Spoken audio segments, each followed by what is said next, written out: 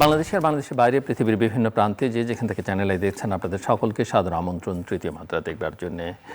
সাম্প্রতিক নানা বিষয় নিয়ে আলোচনার জন্য আমার সঙ্গে স্টুডিওতে রয়েছেন আমার বায়ে বসা আছেন বাংলাদেশ জাতীয়তাবাদী দল বিএনপি থেকে নির্বাচিত জাতীয় সংসদ সদস্য এবং বিএনপি কেন্দ্রীয় নির্বাহী কমিটির বিজ্ঞান ও প্রযুক্তি বিষয়ক সম্পাদক মোহাম্মদ আশরাফুদ্দিন বকুল এবং আমার ডানের রয়েছেন বাংলাদেশের কমিউনিস্ট পার্টি সিপিবির কেন্দ্রীয় কমিটির সদস্য ডক্টর মোহাম্মদ সাজেদুল হক রুবেল।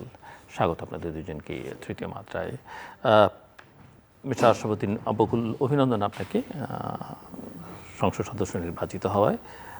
বাংলাদেশ দীর্ঘদিন যাবতীয় এক ধরনের সংকটের মধ্যে দিয়ে যাচ্ছে, তো আমরা কি এখন সংকট কাটিয়ে সম্ভাবনার পথে হাঁটবো না আরও নানা সংকটের মুখোমুখি হব? জি, ধন্যবাদ আপনাকে এবং আপনার মাধ্যমে চ্যানেলের তৃতীয় মাত্রার অগণিত দর্শক শ্রোতাদেরকে, এবং ধন্যবাদ জানাই আমার এলাকার সেই মেহনতি মানুষদেরকে যারা কিনা ভোট দিয়েছেন ধানের শীষে, এবং যারা দেননি তাদেরকেও ধন্যবাদ। যাই হোক, আপনি যে প্রশ্নটা রেখেছেন, আসলে মানুষের একটা প্রত্যাশা ছিল দীর্ঘদিনের, কারণ তিনটা নির্বাচন মানুষ ভোট দিতে পারেনি। তারপর দেশের মধ্যে যে বৈষম্য সৃষ্টি হয়েছিল, সেই বৈষম্যের নিষ্পত্তি হবে বা মানুষের ভোটাধিকার প্রয়োগ হবে, মানুষ মুখ খুলে কথা বলতে পারবে এবং বিজনেস করতে পারবে, বেকারত্ব মোচন হবে, সব কিছু মিলে কিন্তু মানুষের একটা চাহিদা আছে, বিরাট একটা চাহিদা। কিন্তু আজকে কিন্তু এমন একটা সময়ে নির্বাচন হয়েছে যে সময়টার মধ্যে আমি অন্তর্বর্তী সরকারকে ধন্যবাদ জানাই যে ওনারা অত্যন্ত সুন্দরভাবে এটা পরিচালনা করেছেন। বিশেষ করে প্রত্যেক দলই চায় তার মতো করে নির্বাচনী ইঞ্জিনিয়ারিং করতে। এর মধ্য থেকেই অন্তর্বর্তী সরকার খুব একটা সুন্দর প্রক্রিয়ায় সবার মধ্য থেকে একটা প্রক্রিয়া অবলম্বন করে কিন্তু একটা নির্বাচন দিয়ে সবাইকে এক মঞ্চে এনে তারপর কিন্তু নির্বাচনে অংশগ্রহণ করা, প্লাস নির্বাচন ফলাফল দেওয়া, সর্বশেষ হস্তান্তর করা, এটা একটা বিরাট একটা সাফল্যের ব্যাপার। তার পরবর্তীতে বর্তমান সরকার বা আমাদের সরকার যেভাবে এসেছে, যেভাবে মন্ত্রিপরিষদ গঠন করেছেন, বা আগামী দিন যেভাবে দেশকে সুন্দরভাবে সাজানোর একটা পরিকল্পনা হাতে নিয়েছেন, এক কথায় বলতে গেলে গত 17 বছর আমাদের বিএনপির চেয়ারপারসন তারেক রহমান সাহেব দেশের বাইরে থেকে যে পরিকল্পনা করেছেন, সেই পরিকল্পনার অংশবিশেষ হিসাবে কিন্তু আজকে এই মন্ত্রিসভা। তারপরে কিন্তু দেখেন সরকার বিভিন্ন অঙ্গ প্রত্যঙ্গ কিন্তু ঠিকঠাক করছেন। একটা সরকারকে সঠিকভাবে দাঁড় করাতে গেলে একটু সময় লাগে, এবং তারই পরিক্রমায় কিন্তু একটার পর একটা পরিবর্তন আসছে। আমি মনে করি মানুষের চাহিদা আছে অনেক, এবং আকাশসম চাহিদা, মানুষের স্বপ্ন অনেক বড়। তো সেক্ষেত্রে খোদার রাজ্যে অভাবের একটা স্বর্গরাজ্য ছিল বাংলাদেশে, কারণ বাংলাদেশের সব দিক দিয়ে বেকারত্ব বেড়েছে প্রচুর। অনেক মানুষ কিন্তু ঘরবাড়ি বেকার হয়েছে এবং ঘরবাড়ি হারিয়েছে। যেখানে ঘরে ঘরে কিন্তু খামার হওয়ার কথা ছিল, সব কিছু বন্ধ হয়ে গেছে। তো এর মধ্যে থেকে উনি যে পরিকল্পনা হাতে নিয়েছেন যে 1 কোটি মানুষকে 1 কোটি পরিবার সংস্থান করবেন দীর্ঘ 18 মাসে, তারপরে বেকার ভাতা দিবেন, কৃষকদের জন্য কৃষক কার্ড দেবেন, ফ্যামিলি কার্ড দেবেন। এবং আমরা লক্ষ্য করেছি যে বিভিন্ন যে ত্রাণ তহবিল থেকে যে সব সহায়তাগুলো আগে যাইতো, যে ত্রাণ তহবিলে সেই সহায়তাগুলো মেম্বার, চেয়ারম্যান বা অন্য যারা ছিল তারা অনেক সময় ফেসিস্টের আমলে এগুলো কিন্তু ভাগ বটর করে খেয়ে ফেলতো। এডিবি লোন আমরা দেখেছি কোটি কোটি টাকা কিন্তু খেয়ে ফেলতো, কিন্তু দেখা গেছে সেগুলো আজকে কিন্তু একটা সুষম বন্টন হচ্ছে, মানে সুষমভাবে এটা ব্যবহার হচ্ছে এবং প্রত্যেকটা প্রজেক্টে। তো এই জিনিসগুলো যদি হয় আর মানুষ যদি ঠিকভাবে রেভিনিউ দেয় আর প্রত্যেকটা এলাকায় যদি সুন্দর একটা পরিকল্পনা করা হয়, আমি মনে করি, আমি আমার এলাকা থেকে যদি বলি, এবার যদি প্রত্যেকটা এলাকায় সুন্দর পরিকল্পনা হয়, বাজার বলেন, কৃষক বলেন, সমস্ত কিছু, তাহলে আমার মনে হয় যে দেশের সমস্যা কোনো কিছু থাকবে না। আমাদের দেশের মধ্যে এত রিসোর্স আছে, সেই রিসোর্সগুলো আমরা ইউজ করি। যেমন কৃষকের রিসোর্স যেগুলো, কৃষক তার সঠিক মূল্য পাবে। কৃষক কিন্তু 90% সে কিন্তু ভুক্তভোগী, সাফারার। কৃষক কিন্তু আশা করে যে আমার পণ্য আমি বিক্রি করে অ্যাটলিস্ট 10 to 15% প্রফিট করব। কৃষক কিন্তু কখনো 2 গুণ 3 গুণ দামে বিক্রি করতে পারে না, যেটা নাকি মধ্যস্বত্বভোগীরা স্টোর করে। কিন্তু কৃষক পারে না সেটা। তো কৃষকের পণ্য যদি সঠিক দামে বিক্রি হয়, সঠিক দামে যদি আপনার এন্ড ইউজার কাছে চলে যায়, তাহলে কিন্তু দেখবেন কৃষক অনেক উঠে যাবে, যেটা ওনার পরিকল্পনায় আছে। এভাবেই যদি আমরা প্রত্যেকটা সেক্টরে আপনি মনে করছেন যে রিফর্ম করা হয়, তাহলে আমার মনে হয় ওনার পরিকল্পনা 17 বছর উনি যে স্বপ্ন দেখেছেন বিদেশের মাটি থেকে যে বাংলাদেশকে উনি কীভাবে সাজাবেন, সেটা বাস্তবায়ন করতে একটু সময় লাগবে, কিন্তু এটা হয়ে গেলে দেখবেন যে আমূল পরিবর্তন হয়ে যাবে বাংলাদেশের বুকে। ডক্টর সাজেদুল হক রুবেল, আপনি কেমন দেখছেন নতুন যাত্রা এবং সংকট ঘনীভূত হবার আশঙ্কা নাকি সম্ভাবনার পথে হাঁটছে বাংলাদেশ? ধন্যবাদ জিলুর ভাই এবং আমার সম্মানিত সহ আলোচক বকুল ভাই সহ আমাদের এই অনুষ্ঠান যারা দেখছেন তাদের সবাইকে শুভেচ্ছা। প্রথমত যেই বিষয়টি হচ্ছে আমরা আলোচনায় আসছি আর কি, যে সংকট কাটিয়ে সম্ভাবনা নাকি আবার সংকটের পুনরাবৃত্তি ঘটবে আর কি। আসলে দেখুন, বাংলাদেশ তো একটি দীর্ঘ সময় ধরে নানামাত্রিক সংকটের মধ্য দিয়ে চলেছে আর কি। আমরা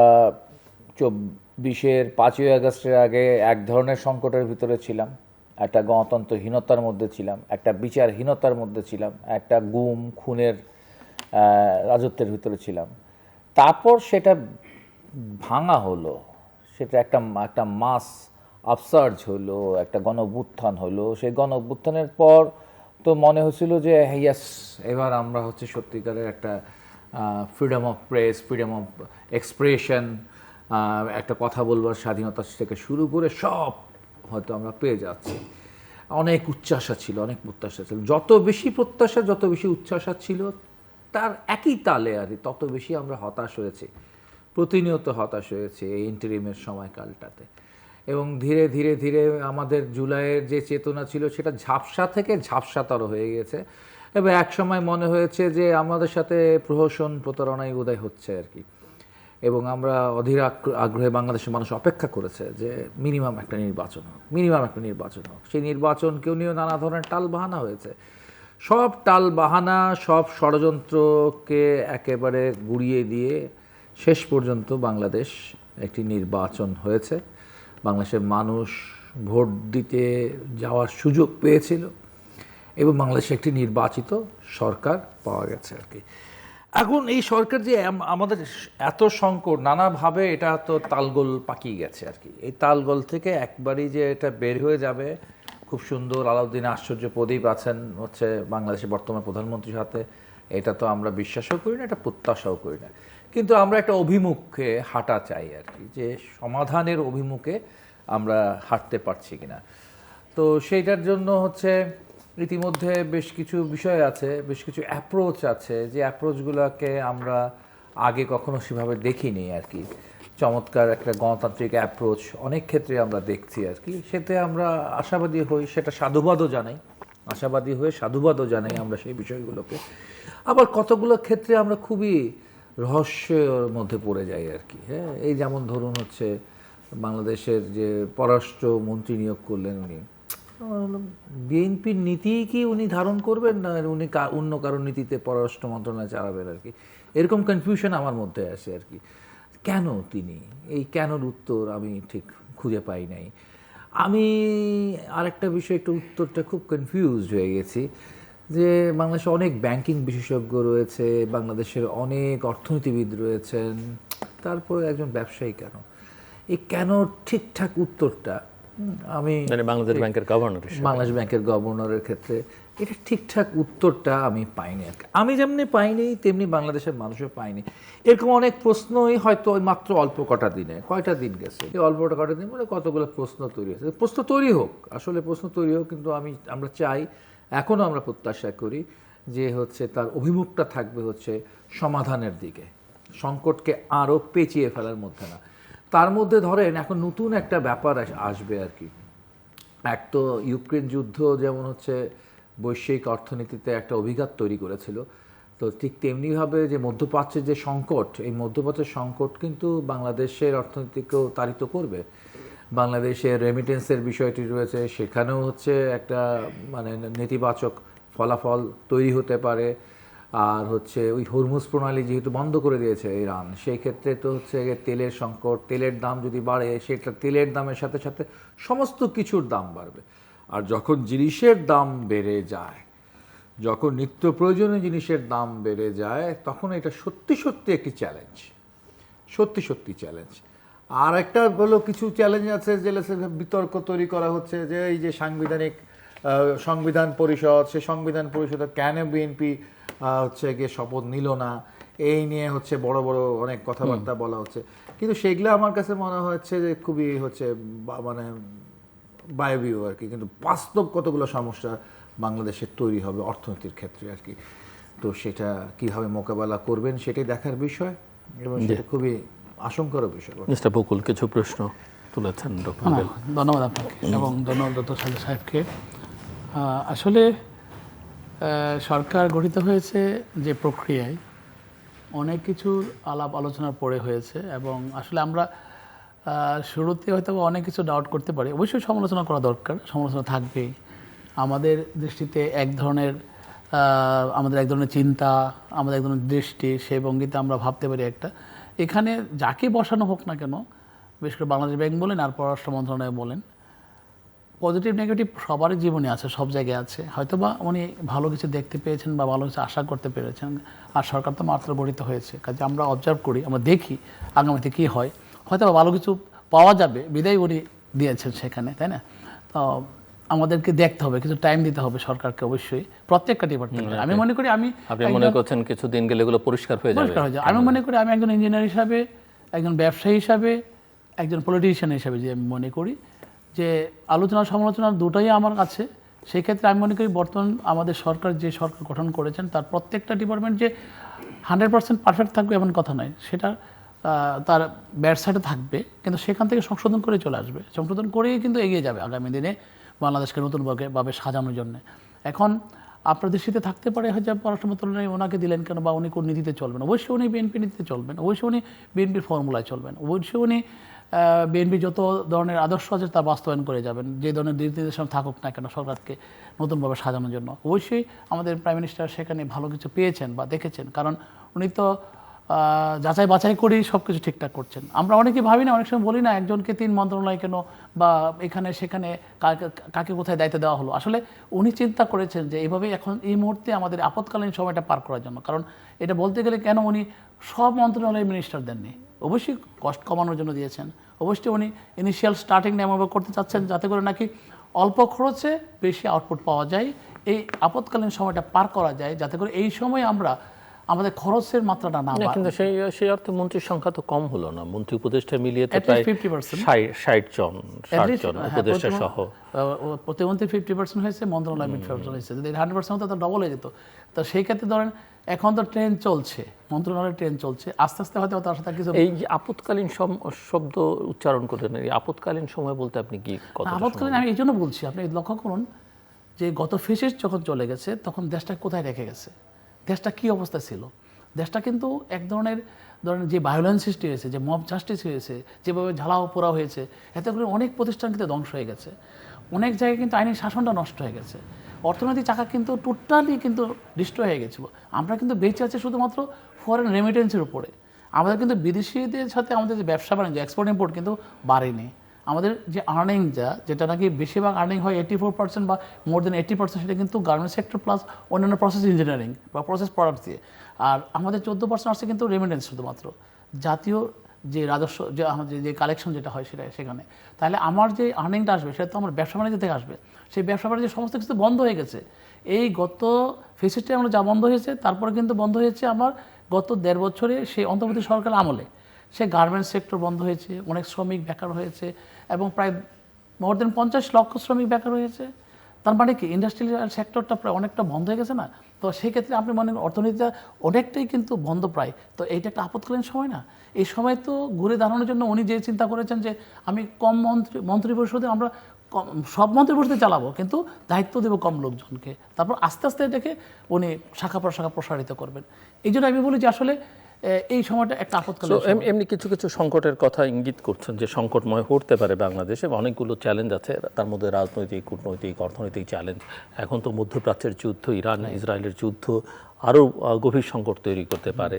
সো আপনি কি মনে করেন যে কী ধরনের চ্যালেঞ্জ আসলে মোকাবেলা করতে হবে, এবং আমরা যদি short term, mid term, long term চিন্তা করি, শর্ট টার্মে কী কী সংকট মোকাবেলা? আমাদের সবচেয়ে বড় চ্যালেঞ্জ এটা হলো যে আমাদের যে ইন্ডাস্ট্রিয়াল সেক্টরগুলো যেগুলো বন্ধ হয়ে গেছে, এই ইন্ডাস্ট্রিয়াল সেক্টরগুলো কিন্তু চালু করতে হবে। তার আগে কিন্তু আমাদের চালু ইন্ডাস্ট্রিগুলোকে চালু রাখতে হবে।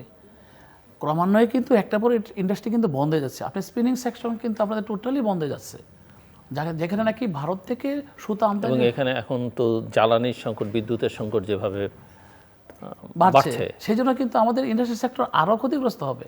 আমি মনে করি এই জন্য বললাম যে চালু ইন্ডাস্ট্রিগুলোকে চালু রাখাটা সবচেয়ে বড় চ্যালেঞ্জ, যেখান থেকে আমাদের রেভিনিউ আর্ন হচ্ছে।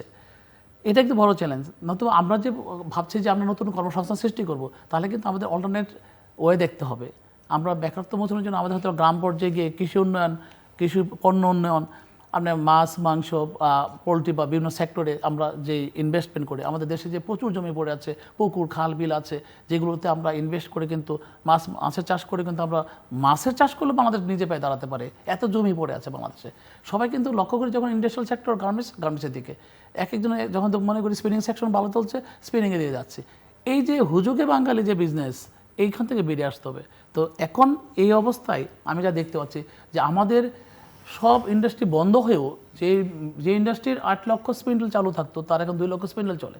তার মানে কি, তার প্রায় 60 লক্ষ স্পিন্ডল বন্ধ হয়ে গেছে। 30%, মোর দেন 30% বন্ধ, 75% বন্ধ হয়ে গেছে।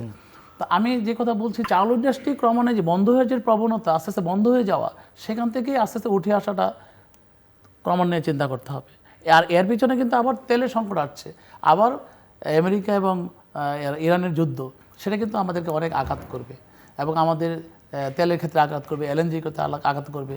তো এই জন্যই আমাদের ডেভেলপমেন্টটা কিন্তু একটু থমকে দাঁড়াবে। কাজে আমি মনে করি চালু শিল্প চালু রাখা, তারপর আস্তে আস্তে বন্ধ শিল্পকে চালু করা, এরপর আমি এক্সটেনশনও চিন্তা করেন, তারপর আমি চিন্তা করেন বহির্বিশ্বের ইনভেস্টমেন্ট। এই 4টা জিনিসকে ক্রমান্বয়ে সাজাতে পারলে বাংলাদেশ ঘুরে দাঁড়াবে। এবং এই জিনিসগুলোর জন্য যে ধরনের পলিসি দরকার, এই আপৎকালীন সময়ে, বিশেষ করে একটা আপদ যুগ হয়েছে এই যুদ্ধটা, সেই যুদ্ধ শুরু হওয়ার পর কিন্তু আমার আমি হাই টেনশনে ভুগছি যে আমরা মাত্র দায়িত্ব নিলাম, বিএনপি সরকার দায়িত্ব নিল, এই মুহূর্তে শুরুতেই একটা হুচট খাইলো। কিন্তু কাজেই এটা একটা অভিজ্ঞতা। অবশ্যই এই সময়ে ঘুরে দাঁড়ানোর পরিকল্পনা নেওয়া, এই সময় কীভাবে দেশকে ঘুরে দাঁড় করাতে হবে, আমি মনে করি আমাদের বর্তমান প্রাইম মিনিস্টার তারেক রহমান সাহেব, উনি অবশ্যই সে ওয়ে খুঁজে বের করবেন। কারণ বিদেশি বিনিয়োগ ছাড়া কিন্তু আমরা দাঁড়াতে পারবো না। ডক্টর রুবেল, অনেকগুলো একটা তো সরকার নিজেও বলেছে যে আইন শৃঙ্খলা পরিস্থিতির উন্নয়ন তার একটা বড় এজেন্ডা প্রাথমিক এই সময়টাতে, এবং দ্বিতীয়ত হচ্ছে যে ইনফ্লেশন বা দ্রব্যমূল্য, এবং এর মধ্যে এখন যেটা যুক্ত হয়েছে এই মধ্যপ্রাচ্যের যুদ্ধ, এবং আরেকটা ইস্যু হচ্ছে যে বিদ্যুৎ এবং জ্বালানি, বিদ্যুতের সংকট, লোডশেডিং, আইন শৃঙ্খলার কথা বললে রেপ, মানে বিএনপির সময় বিএনপির এটার দুর্ভাগ্য কিনা বা তাদের অদক্ষতা কিনা যে তারা ক্ষমতায় যখনই থাকে তখন এইরকম কিছু কিছু ইস্যু খুব অনেক প্রমিনেন্ট হয়ে ওঠে। ধন্যবাদ। আসলে সংকট তো কম নাই, সমস্যাও তো কম নাই আর কি। এখন যেটা খেয়াল রাখতে হবে সরকারকে খুব শক্ত হাতে, নতুন নতুন সমস্যা যেন তার দলের দ্বারা তৈরি না হয় আর কি। এটা হলো 1 নম্বর। কারণ কতগুলো ব্যাপার হচ্ছে আপনার ইচ্ছা নিরপেক্ষ ব্যাপার স্যাপার। ইসরায়েল ইরানের যুদ্ধ হবে কিনা, আমেরিকা যুদ্ধ হবে, এটা আপনার হাতে নাই। ঠিক আছে, তেলের দাম বাড়ায় দিল, ওটা আপনার হাতে নাই আর কি। তারপরে হচ্ছে আরও অনেক কিছু আছে আপনার হাতে নাই, যেমন হচ্ছে একটা প্রাকৃতিক দুর্যোগ বা একটা প্যান্ডামিক যখন আসে, করোনা যখন আসে, সেগুলো আপনার হাতে থাকে না। কিন্তু আপনার হাতে যেন আপনার দলটা থাকে, আপনার হাতে যেন বিএনপি থাকে, আপনার হাতে যেন ছাত্ররা থাকে, যুবকরা যেন আপনার শৃঙ্খলিতভাবে থাকে, তারা যেন হচ্ছে আপনার হচ্ছে যে বিতর্কের জন্ম না দেয়, যেন বিতর্ক বা যে এই সমস্ত ঘটনাগুলো বলছেন, আসলে যে আপনার যে খুন ধর্ষণের যে বিষয়গুলো থাকে, সেইগুলো কিন্তু যুগ যুগ ধরে আমরা যা দেখে এসেছি, সাধারণত হচ্ছে গিয়ে এস্টাবলিশমেন্টের লোকেরা এই জায়গায় হচ্ছে ইনভলভ থাকে এবং তাদেরই এক ধরনের ছত্রছায়ায় নানা ধরনের ঘটনা ঘটে আর কি। ফলে এই যে এস্টাবলিশমেন্টের লোকেরা তার লোকরা যেন হচ্ছে, আগেও আমরা দেখেছি, এটা খুব প্রশংসনীয় যে তিনি 7 থেকে 8 হাজার লোককে বহিষ্কার করেছিলেন কিন্তু গত 16 মাসে বা 15 মাসে। তো সেই ধারাটা যেন তার অব্যাহত থাকে, যেন মানে এক বিন্দু যেন এই বিষয়গুলোকে জিরো টলারেন্স, আমার কাছে কেন যেন মনে হয় জিরো টলারেন্স থাকে। চুনোপুটির দিকে নজর দেওয়া ভালো, কিন্তু চুনোপুটির চাইতে রুই কাতলার দিকে দুই একটা রুই কাতলাকে মানে আমি আসছি সেই বাকিদের কাছে মেসেজটা যায়। প্রথমত হচ্ছে যে ওই জায়গাটা যেন আইন শৃঙ্খলা পরিস্থিতির ক্ষেত্রে তার দলের লোকেরা যেন কোনো ব্যত্যয় সৃষ্টি না করে, এটা 1 নম্বর। তারপরে যে দৃষ্টিটা দিতে হবে, সেটা দৃষ্টিও দিতে হবে আপনার ভাষায় যে রাঘব বোয়াল, অর্থাৎ আমরা যারা বলি একদম হচ্ছে মিনিস্ট্রিতে যারা আছে, মিনিস্ট্রির দায় দায়িত্ব যারা নিয়েছেন, তারা কতকটা যে চলতি যে ব্যুরোক্রেসি আছে, সেই ব্যুরোক্রেসি তো হচ্ছে করাপ্ট করে দেয় পলিটিক্যাল লিডারকে। আমরা দেখেছি আর কি, অনেক হচ্ছে ত্যাগী নেতা, মাঠের নেতা নির্বাচিত হয়ে তারপরে অল্প দিনের মধ্যে সে করাপ্ট হয়ে যায়। কেমন জানি ব্যাপারটা, এই সিটটারে যেন দোষ, এটা সিটে যে বসে সেই যেন হচ্ছে গিয়ে রাবণ হয়ে যায় আর কি। তো সেই ব্যাপারটার ক্ষেত্রে খেয়াল রাখতে হবে যে লঙ্কায় গিয়ে যেন তারা রাবণ না হয়ে যায় তার মন্ত্রী পরিষদ সদস্যরা। কারণ সমস্যা আমি আগেই বলেছি, আপনিও বলেছেন, যে এই সমস্যাগুলো আছে, এই সমস্যাগুলো সংকটগুলো থাকবেই। আর যেন বাড়তি হচ্ছে গিয়ে দুর্নীতির ব্যাপার স্যাপার, বাড়তি কথাবার্তা, ও একটা হচ্ছে দুর্নীতির ব্যাপার আছে, আর একটা ব্যাপার আছে হচ্ছে গিয়ে কথাবার্তার ব্যাপার স্যাপার। আমি মানে কথা বলতে হবে, অনেকে আবার এই ভয় আবার কথা বলা বন্ধ করে দেন, সেটাও আবার গণতন্ত্রের জন্য ভালো দিলে আবার সমস্যা আছে। আবার আমি কিন্তু লাগামহীন কথা, লাগামহীন যেন না হয়। তবে আমি একটা খুব দুঃখ প্রকাশ করি আর কি, আমি আপনার এই অনুষ্ঠানে বোধহয় সরকার গঠিত হওয়ার পরে এসে আসার সুযোগ হয়েছিল একবার, সেখানে একটা বলেছিলাম যে এবার আমি খুবই কনফিডেন্ট যে আমাদের স্বরাষ্ট্রমন্ত্রীরা হাস্যরসের জন্ম দেন, বা কথাবার্তা দিনে একটা, সন্ধ্যা একটা, আজকে একটা, পরশু একটা বলেন। এইবার আমি নিশ্চিত যে একবার পেশাদারি একটা লোকের হাতে পড়ছে, তার মেধা এবং দক্ষতা সম্পর্কে আমার খুবই আস্থা আছে, এইবার মনে হয় বলবে না। তারপরে দেখলাম দলের মহাসচিবের কথা এক লাইনে যায়, তার রেফারেন্স দেয়, তিনি আবার বলেন আমি আবার কখন বললাম এরকম কথাবার্তা। পুলিশ হত্যার বিচার নেতা যে প্রপঞ্চটা তৈরি হয়েছে আর কি, এটাও হচ্ছে তার কাছ থেকে প্রত্যাশা করি না। তো তিনি তো খুবই মেধাবী মানুষ, মেধাবী মানুষরা যেন তার মেধাটাকে ধরে রাখে আর কি। জনগণ তাদের প্রতি যে আস্থাটা রেখেছে, আমরা যে আস্থা মানে যেভাবে দেখি তাদেরকে শ্রদ্ধা করি, শেষ পর্যন্ত যেন সেই শ্রদ্ধাটা 5 বছর ব্যাপী রাখতে পারি আর কি। না ঠিক, ধন্যবাদ। উনি খুব সুন্দর কথা বলছেন। আসলে ঠিক যে দল যদি তার সঠিক পথে চলে, দলের নেতাকর্মীরা যে আশা নিয়ে কিন্তু দলটাকে ক্ষমতা নিয়ে এসেছে, দলীয় নেতাকর্মীদের কিন্তু দায়িত্ব আছে সেই দলের ক্ষমতাকে টিকে রাখা। আর টিকে রাখার মধ্যে কিন্তু সর্বপ্রথম দলীয় নেতাকর্মীরা কিন্তু তার আচরণবিধি ঠিক রাখতে হবে। দলীয় নেতাকর্মীদের কিন্তু অবশ্যই আইন শৃঙ্খলার মধ্যে থাকতে হবে, নিয়ম নীতির মধ্যে থাকতে হবে। এখানে যদি দলীয় নেতাকর্মীরা পাওয়ার দেখানো শুরু করে তাহলে কিন্তু ঠিক আওয়ামী লীগের মতো হয়ে যাবে। কারণ আমরা যারা এখন পাওয়ারে আসছি, আমরা যদি মনে করি যে আমরা এখন ক্ষমতা, আবার কিন্তু সরকারকে শুধুমাত্র প্রশাসন নির্ভর হলেও চলবে না, যেখানে একেবারে দলের দিকে তাকানোই হয়নি, গুরুত্ব দেয়নি। দলকে দলের মতো রাখতে হবে সবসময়, পলিটিক্সটা ঠিক রাখতে হবে, অ্যাট দ্য সেম টাইম সরকারটাকেও ঠিক রাখতে হবে। সরকার এবং দলকে আবার এক করে ফেলা যাবে না। না ওই যে সরকার আলাদা, দল আলাদা, দল দলের মতো চলে, দলের আদর্শ অনুযায়ী। কিন্তু অনেক সময় যেটা আওয়ামী লীগের যেটা বড় সংকট হয়েছিল, বা তৎকালীন প্রধানমন্ত্রী, যে দল এবং রাজনীতিটা সবচেয়ে গুরুত্বহীন ছিল। উনি প্রশাসন, ইন্টেলিজেন্স এজেন্সি, পুলিশ এর উপরে নির্ভর করে আসলে। এখানে আরেকটা জিনিস আছে, সেটা হলো যে ওয়ান ম্যান শো যাতে না হয়, সেটা যেন না হয়। হ্যাঁ, এবং দলের গণতান্ত্রিক দলের ভিতরে যাতে আবার এক নায়কতন্ত্র চলে না আসে, দলের ভেতর আবার গণতন্ত্রটা যেন, এটা খুব ইম্পর্টেন্ট। কারণ কি, আপনি যে কোনো সিদ্ধান্ত নিলে কিন্তু সবার সাথে আলোচনা করে একটা ডিসকাস করলে কিন্তু অনেক কিছু বেটার কিছু পেতে পারেন, সেটা হতে পারে। আর যে কথাটা হয়েছে যে সব কিছু ঊর্ধ্বে কিন্তু আইনি শাসন। আপনি যত কিছুই বলেন, আপনি ডেভেলপমেন্ট কীভাবে আনবেন, বা আপনার যা আছে এই মুহূর্তে বাংলাদেশে যা আছে, যে অর্জনটা আছে, সেটাকে ধরে রেখেই তো আপনি আস্তে আস্তে আগায় যাবেন। কিন্তু সেখানে কিন্তু আইনের শাসনটা দরকার। যদি আইনের শাসনটা এখন থেকে ডেভেলপ না করা যায়, আইনের শাসনটা এখন যে পর্যায়ে আছে বাংলাদেশ সবচেয়ে খারাপ অবস্থানে আছে। কারণ পুলিশ তার কাজ করতে পারছে না, আমরা দেখেছি গত দেড় বছরের বেশি। এখন এমন একটা পর্যায়ে আছে যে পুলিশের সংখ্যা কম, পুলিশ তার আসামি নিচে রাখার ঘর নাই, পুলিশ তার গাড়ি দিয়ে গিয়ে আসামি ধরার সে গাড়িটা নাই। আপনি আশ্চর্য হয়ে যাবেন, পুলিশ কিন্তু আসামি ধরার জন্য যে হাইওয়েতে যায়, তারা সিএনজি নিয়ে যায়, তাদের বড় গাড়ি নাই। তো সিএনজি হাইওয়েতে ওটাকে নিষিদ্ধ। তো আমার থানার পুলিশ, এবং পুলিশের ওই জ্বালানি টালানি গাড়ির এই খরচ কিন্তু তাদের আবার ওই চাঁদা দিয়ে তুলতে হয়। ইন্টারেস্টিং পয়েন্ট, আমার এলাকায় কিন্তু আমি টেম্পো স্ট্যান্ডের ইজারা বন্ধ করে দিয়েছি, কারণ ইজারা উৎসলে কিন্তু চাঁদাবাজি হয়। আমি টোটালি বন্ধ করে দিয়েছি, কারণ আমি ওপেনলি বলি, যেখানে টেন্ডার হয় 48 লক্ষ টাকা হওয়ার দরকার অ্যাকচুয়াল ভ্যালু, সেখানে হয় এটা 20 লাখ বা 23 লাখ, বাকি টাকাটা কেউ না কেউ খাইতো আগে, ঠিক আছে। কিন্তু আমার দল ক্ষমতা আসার পর আমি এটা টোটালি আউট করে দিয়েছি। আমি বলেছি যে টেন্ডার হলে অ্যাকচুয়াল ভ্যালুতে হবে, আদার দরকার নাই। তারপর আমি এটা বন্ধ করে দিলাম। বন্ধ করে দেওয়ার পর দেখা গেল পুলিশ বলতেছে যে ভাই, আমরা তো 6টা গাড়ি নিলে পাইতাম, সিএনজি পাইতাম হাইওয়েতে যাওয়ার জন্য। তো হাইওয়েতে আপনি যান কীভাবে? আপনার তো হাইওয়েতে সিএনজি ওঠা নিষেধ, তার মানে তার গাড়ি নাই। সরকার কর্তৃক তাকে যে পুলিশ ডিপার্টমেন্টে তাকে গাড়ি দেবে, সে হাইওয়েতে বসে থাকবে, তার সেই গাড়ি না, সে সিএনজি নিয়ে যায়। তো সিএনজি যদি আসে হাইওয়েতে, সে ধরবে কীভাবে? সে তো নিজে সিএনজি নিয়ে যায়। মানে এই একটা জিনিস করতে গিয়ে আর 10টা দিনে বেরিয়ে গেল। তো আমি এই জন্যই বলবো যে দেশের ক্লান্তিকালীন অনেক দিক দিয়ে, আপৎকালীন কেন বললাম, আরও অনেক বিষয় আছে। যে আইনের শাসনের ক্ষেত্রে আপনি কি বলেন যে মাদকের বাহক কারা, মাদকের খবর কারা রাখে, একজন মাদক ব্যবসাকে বাঁচানোর জন্য কারা সবার আগে চেষ্টা করে। মাদক ব্যবসায়ীর বিরুদ্ধে আপনি গেলেন, মামলা করলেন, দেখা গেল যে মাদকের রক্ষা করার জন্য মহিলা গঠিত একটা মামলা দিয়ে দেয়, নারী গঠিত মামলা দিয়ে দেয়।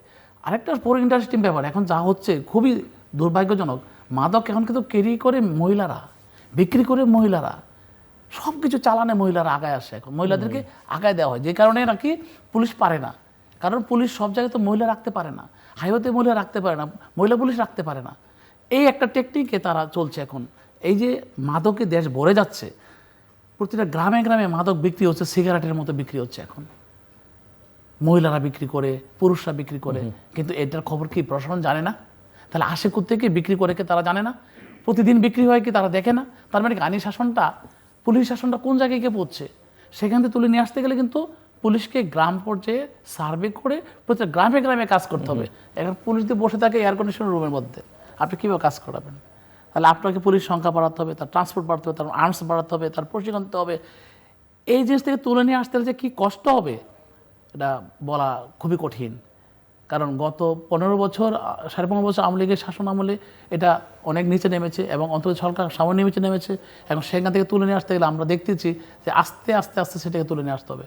আপনার মাদকের জন্য কিন্তু দুর্নীতি হচ্ছে, মাদকের জন্য কিন্তু খুন খারাপি হচ্ছে, মাদকের জন্য কিন্তু কিন্তু যেখানে সেখানে গোলাগুলি হচ্ছে। মানে এই জন্য আমি বলবো যে মাদক সমূলে উৎপাদন করতে হবে এবং জিরো টলারেন্স থাকতে হবে, তারপর আপনি সন্ত্রাস নির্মূল করতে পারেন, দুর্নীতিমুক্ত বাংলাদেশ করতে পারেন। এই জিনিসগুলো যদি তাকায়, আমার রিসোর্স যা আছে তা দিয়ে কিন্তু আমি স্বয়ংসম্পূর্ণ। বাংলাদেশের মাটি, বাংলাদেশের উৎপাদিত পণ্য, বাংলাদেশের সমস্ত কিছু মিলে কিন্তু বাংলাদেশ স্বয়ংসম্পূর্ণ হবে যদি আমি আইনের শাসন দিতে পারি, আমার মাদক নির্মূল করতে পারি। যদি দুর্নীতি না করে, দুর্নীতি করলে একটা মানুষ কী করে? যার প্রয়োজন বছরে 1 কোটি টাকা, সে 100 কোটি টাকা চুরি করে, তাহলে আরও 10 জনের রুটি রোজগার সে নিয়ে যায়, হাজার রুটি রোজগার সে নিয়ে যাচ্ছে। এই যে বৈষম্য সৃষ্টি হচ্ছে, তাতে করে কিন্তু আপনি ব্যালেন্স রাখতে পারছেন না সমাজটাকে, ব্যবসা সেক্টরটাকে ব্যালেন্স রাখতে পারছেন না, কর্মজীবী ক্ষেত্রটা ব্যালেন্স রাখতে পারছেন না। তো এই জন্য আমি বলবো যে আয় ব্যয় যাই হোক, উন্নতি যাই হোক, আইনের শাসন বাস্তবায়ন করা, দুর্নীতিমুক্ত এবং মাদকমুক্ত, সন্ত্রাসমুক্ত সমাজ গঠন করতে পারলে আপনি 90% কাভার হয়ে যাবে। এখন আসেন আপনি ইপটিজিং এমন একটা বিষয় হয়ে গেছে, মোবাইলে এখন যা পাওয়া যায়, মোবাইলটা খুলে একটা মেয়ের সামনে দৌড়ে একটা ছেলে, মেয়েটা চিৎকার দিয়ে রাস্তা দিয়ে চলে যায়, নাহলে কেউ হাসে, না কেউ আগে আসে। এইভাবে কিন্তু মেয়েদেরকে উত্তক্ত করছে এখন, একটা কথাই করে না। তো এই যে একটা অবস্থা, এই যে সামাজিক বিশৃঙ্খলা, এটা ফিরিয়ে আনা একটা বড় চ্যালেঞ্জ। এটা একটা বড় চ্যালেঞ্জ। এই চ্যালেঞ্জিং পয়েন্ট কিন্তু বাড়ছে দিন দিন। কারণ এই যে সমাজে আমাদের মধ্যে কোনো গণ্যমান্য ব্যক্তিদের সম্মান করা বা আমাদের যে একে অপরকে মান্যগণ্য করা, সেইটা নাই। এখন মব জাস্টিসে বড়ে গেছে সর্বত্র, যখন তখন যেখানে খুশি যা ইচ্ছা তা করে বেড়াচ্ছে। সবচেয়ে বড় হলো আইনের শাসন বাস্তবায়ন করা এবং পুঙ্খানুপুঙ্খভাবে প্রতিটা সেক্টর থেকে গড়ে ওঠে আসতে হবে এটাকে। ডক্টর রুবেল, বকুল ভাই যে আইনের শাসনের কথা বললেন, বেশ তার সাথে দ্বিমত করবার আমার কোনো সুযোগ নাই আর কি। কিন্তু আমার হচ্ছে যে এই আইনের শাসনটা বাস্তবায়নটা আপনি কীভাবে শুরু করবেন আর কি, কীভাবে শুরু করবেন আর কি। আমরা আগে দেখতে হবে আমার দেশে আইনের শাসনের নাই, এটা কেন হলো আর কি। হ্যাঁ, এটা দুভাবে হতে পারে। একটা হতে পারে আপনি বলতে পারেন 24শে 5ই আগস্ট পরবর্তী নানান ঘটনাপুঞ্জির মধ্যে দিয়ে দেশে আইনের শাসন নাই। কিন্তু দেশের আইনের শাসন যে নাই বা এই যে মব তৈরি হচ্ছে, আমি দীর্ঘদিন ধরে আমরা জনসভায় বলেন আর টকশোতে বলেন বা কর্মী সভায় বলেন, আমরা বারবার বলে আসি আর কি, দেশে মবের শাসন কায়েম হয়েছিল, মবোক্রেসি হয়েছে। কিন্তু আসলে এই মবোক্রেসিটা তৈরি হলো কীভাবে আর কি, কীভাবে করে মানুষ এই আইনের প্রতি বীতশ্রদ্ধ হয়ে নিজের হাতে আইন তুলে নিল, এটা খুব গুরুত্বপূর্ণ জায়গা। মানুষ কখন নিজের হাতে আইনটা তুলে নেয়? যখন মানুষ ভরসা পায় না যে এইটার বিচার হবে অন্য কোনোভাবে, আইনগতভাবে বিচার হবে, আদালতের মাধ্যমে বিচার হবে, এই ভরসা যখন মানুষ হারিয়ে ফেলে, আইনের প্রতি যখন মানুষ শ্রদ্ধা হারিয়ে ফেলে, তখনই কিন্তু সমাজে মব তৈরি হয়। এটা মব তৈরির এটিকে বলা যায় বস্তুগত একটা উপাদান।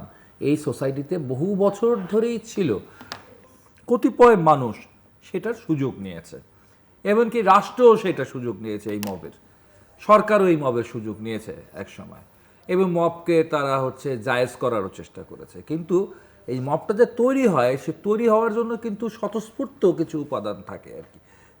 এই জায়গায় কিন্তু আমাদেরকে এখন মানুষের কাছে সেই আস্থার জায়গায় ফিরায় নিয়ে আসতে হবে যে আদালত আদালতের মতো চলবে, বিচার বিভাগ বিচার বিভাগের মতো চলবে। এই বিচার বিভাগে হচ্ছে গিয়ে পূর্ববর্তী সরকারগুলো যেভাবে করে এই বিচার বিভাগকে প্রভাবিত করবার চেষ্টা করা হয়েছে, আমরা আর সেভাবে বিচার বিভাগকে প্রভাবিত করছি না। এটা শুধুমাত্র মুখে বললে বা লিপ সার্ভিস দিলে হবে না, মানুষ যেন এটা হচ্ছে দেখতে পায়, বুঝতে পায় যে ভাই হচ্ছে বিচার বিভাগ কিন্তু একটু হচ্ছে মানে স্বাধীনভাবে অগ্রসর হচ্ছে এবং আস্থা অর্জন করছে। হ্যাঁ, আপনি বিচার বিভাগের সচিবালয় করছেন, ইত্যাদিতে অনেক বিষয় করা হয়েছে, অনেক সংস্কার করা হবে, অনেক আইন করা হবে। এই যত আইন করেন, যত বিধান করেন, তারপরেও কিন্তু হচ্ছে আপনি চাইলেই সব কিছু পলিউট করতে পারবেন, সব কিছু আপনি করাপ্ট করতে পারবেন। কিন্তু সেই জায়গাগুলো যদি আপনি হচ্ছে গিয়ে বিচার বিভাগকে সেই জায়গাটা আনেন, এবং আমরা যদি দেখি যেটা আর কি আমরা বলতাম আর কি পুলিশ লীগের সাথে মারামারি হয়েছে, পুলিশ লীগ আমাদেরকে মারছে, এইভাবে আমরা বলতাম পুলিশ লীগ। আবার আমরা ছাত্র জীবনে কিন্তু বলতাম জাতীয়তাবাদী পুলিশ দল আমাদেরকে হামলা করেছে, মানে আমি যখন ছাত্র নেতা ছিলাম কেউ আমলে বলতাম আর কি। ঠিক আছে, তো আমরা জাতীয়তাবাদী পুলিশ দলও দেখতে চাই না, আমরা পুলিশ লীগও দেখতে চাই না, আমরা চাই বাংলাদেশের পুলিশ দেখতে চাই, দেশের জনগণের পুলিশ দেখতে চাই। এই যদি জনগণের পুলিশকে যদি জনগণের পুলিশের জায়গায় রেখে দেন, তাহলে আমার মনে হয় হচ্ছে ভালো হবে আর কি। মাঝখানে একটা ঘটনা ঘটেছে, একটা ছোট্ট ছেলে অপহরণের একটা ঘটনা ঘটেছে এবং সেটাকে সবাই প্রশংসা করেছে, কিন্তু প্রশংসা করলেও হচ্ছে আমি ব্যক্তিগতভাবে সবসময় সব কিছু একটু নেতিবাচকভাবেই দেখি। আমি দেখলাম যে এইভাবে বলার দরকার কি, এইভাবে বলে কেন সমস্যাটা সমাধান করতে হইলো? এইভাবে তো সবাই সমস্যার সমাধান করতে পারবে না, ঠিক আছে? সবাই তো হচ্ছে প্রধানমন্ত্রীর কাছে যেতে পারবে না, সবাই তো পারলে হচ্ছে বকুল ভাইয়ের কাছে তো অনেকে যেতে পারবে না আর কি, কিন্তু যেতে তো পারবে থানার এসআইয়ের কাছে যেতে পারতো, ওসির কাছে যেতে পারতো, ওই পর্যন্ত যে জনগণের এক্সেস থাকার কথা আর কি। জনগণের সেই এক্সেস থেকে প্রবলেমটা সলভ হবে না, সলভ হতে হবে প্রধানমন্ত্রী দিয়ে। এবং সেই ক্ষেত্রে আপনি বা জিল্লুর ভাই একটা কথা বলেছেন, ওয়ান ম্যান শো এর ব্যাপারটা, আবার আমরা সেই ওয়ান ম্যান শো এর জায়গায় ফিরে যাচ্ছি কিনা, তো এই ব্যাপারটাও আমাদের একটু খেয়াল রাখা দরকার। ফলে ডেফিনেটলি আপনার আইনের শাসন না হইলে বাংলাদেশের হচ্ছে যে এই কলকারখানাগুলো যে বন্ধ হয়ে গেছে সে আর খুলবে না। আইনের শাসন না হইলে বাংলাদেশে নতুন বিনিয়োগ আসবে না। আইনের শাসন না হলে শুধু জানমালের নিরাপত্তা না, পুরো বাংলাদেশের ভবিষ্যৎ, পুরো বাংলাদেশের অস্তিত্বর জায়গায় হচ্ছে খুব গুরুত্বপূর্ণ জায়গা। এটা মনে হয় দল মত নির্বিশেষে সবাইকে এই জায়গায় পৌঁছানো দরকার, এই জায়গায় একটা সারেন্ডার করা দরকার যে আমরা আইনের শাসনে পৌঁছাবো। আপনি যে মাদকের কথা বলতেছেন, সেই মাদকের র্যাকেটগুলো যদি দেখেন বা এই বিষয়ে দেখেন, এরা কিন্তু সবসময় সরকারি দল, এরা মনে হয় বাসদ আর কি, বাংলাদেশের সরকারি দল। ঠিক আছে, আপনি কি খোঁচা মারলেন? ভুল হয়ে গেছে শব্দটা, তবে হলো বাংলাদেশের সরকারি দল আর কি এরা। তো এরা হলো অলওয়েজ হচ্ছে গিয়ে সরকারি দল, সরকার বদল হয় কিন্তু এরা দল ছাড়ে না আর কি, এরা সরকারই থেকে যায় আর কি। এরা আওয়ামী লীগের সময় আওয়ামী লীগ থাকে, তার আগে তারা আগের সরকারে ছিল, তারপর তারা ইন্টিরিমের সাথে এনসিপির সাথে ছিল, এখন তারা আবার নতুনভাবে বিএনপির সাথেও আসবে, হয়তো এসে গেছে, আপনি হয়তো খবরই রাখবেন না, আপনি নরসিংদীতে বোধ হয় ট্রান্সফরমেশন হয়ে গেছে সব কিছু, খবর পাওয়া যায় না আর কি। এরা অনেক শক্তিশালী থাকে। তো এই র্যাকেটগুলো হচ্ছে গিয়ে ভেঙে ফেলা খুব কঠিন। দেখা যাচ্ছে এগুলা এই লড়াইটা খুব কঠিন লড়াই। এই লড়াইটা বাংলাদেশে তেমনভাবে রাজনীতিবিদরা করেন নাই। পৃথিবীতে বিশেষ করে আপনার মধ্য আমেরিকায় বা উত্তর আমেরিকায় বিভিন্ন জায়গায় এই লড়াইগুলো এমন থাকে যে মাদক সম্রাটরা সরকারই ফালায় দেয় আর কি, সরকারই তারা বদল করে দেয়, এতটা শক্তিশালী হয়ে যায় তাদের কার্টেলগুলো। বাংলাদেশে সেই কার্টেলগুলো কতটা শক্তিশালী সে ব্যাপারে হয়তো তথ্য তা কারো কাছেই তেমন একটা নাই, তবে এটা খুব ভয়ঙ্কর ব্যাপার, খুবই ভয়ঙ্কর ব্যাপার। আপনার হচ্ছে যে রাখাইনে যে আরাকানের বিদ্রোহ, আরাকান আর্মি, হ্যাঁ, এর বিদ্রোহীরা কোত্থেকে এই অস্ত্রের যোগান হয়, কোথা থেকে তাদের এই মানে সমস্ত তারা কেনে, কি উৎপাদন করে, কি ব্যবসা করে, এরা তো হচ্ছে গিয়ে চালায় হচ্ছে গিয়ে এই ইয়ার ব্যবসাটা। এবং রোহিঙ্গা সমস্যার সাথেও হচ্ছে গিয়ে কিন্তু সমান্তরালে যত রোহিঙ্গা সমস্যা বাড়বে, একই সাথে বাংলাদেশে কিন্তু তত হচ্ছে গিয়ে মাদক পাচার আসবে, তত মাদক আসক্ত বাংলাদেশে তৈরি হবে, তত বেশি প্রবলেমগুলো তৈরি হবে। রোহিঙ্গা বাদেও রয়েছে আবার আরাকান আর্মির নানান রকম খেলা। তো এই ব্যাপারগুলো হচ্ছে গিয়ে খুব হচ্ছে গভীরভাবে দেখা দরকার, খুব কঠিন, খুব শক্তিশালী এই বিষয়ের নেটওয়ার্কগুলো। জানি না ওরা এখন সরকার ফেলে দেওয়ার মতো শক্তিশালী এখনো হয় নাই, কিন্তু যদি সরকার এদেরকে হচ্ছে গিয়ে তুচ্ছ তাচ্ছিল্য করে তাহলে ওরা একদিন হয়তো সেরকম হয়ে যাবে। আমার মেক্সিকো বা সেইরকম হচ্ছে মধ্য আমেরিকার দেশগুলোর মতো শক্তিশালী কার্টেল হয়েও বসতে পারে তারা। তো এই জায়গাগুলো না রাখলে, না করে হচ্ছে আইনের শাসনকে যদি পাশ কাটিয়ে গিয়ে আমি হচ্ছে গিয়ে দলকে শক্তিশালী করবার চেষ্টা করি বা অন্য কোনোভাবে সস্তা জনপ্রিয়তা অর্জন করার চেষ্টা করি, তাহলে আখেরে বিপদে পড়তে হবে আরও বিএনপিকে। এখানে আমি আপনার কথার সাথে কয়েকটা কথা যোগ করি। আইনি শাসনের সাথে দেখেন, আইনের শাসন কিন্তু তখনই সুন্দর হবে, বাস্তবায়ন হবে, যখন বিচার ব্যবস্থা কারো দ্বারা প্রভাবিত না হয়। আমরা দেখতে পাচ্ছি যে একজন খুনি যখন জেলে যায়, সে জামিনে বেরিয়ে আসে। আর পুলিশকে যদি প্রশ্ন করা হয়, পুলিশ বলে আমি কি করব, বিচারালয়ে বলেন, বিচারপতিদেরকে বলেন তারা কেন জামিন দেয়। আবার বিচারপতি হলে পুলিশ এমনভাবে কেস সাজিয়ে দেয় যে আমাদের কিছু করার থাকে না। অনেকে বলে একই কথা বলে। তো আমরা আসলে কি বলবো, আমি অবশ্য আপনারা জানেন নরসিংদীবাজ রায়পুরার সেই টেরা যুদ্ধের এলাকার লোক, টেরা যুদ্ধের। সাবধানে থাকবেন।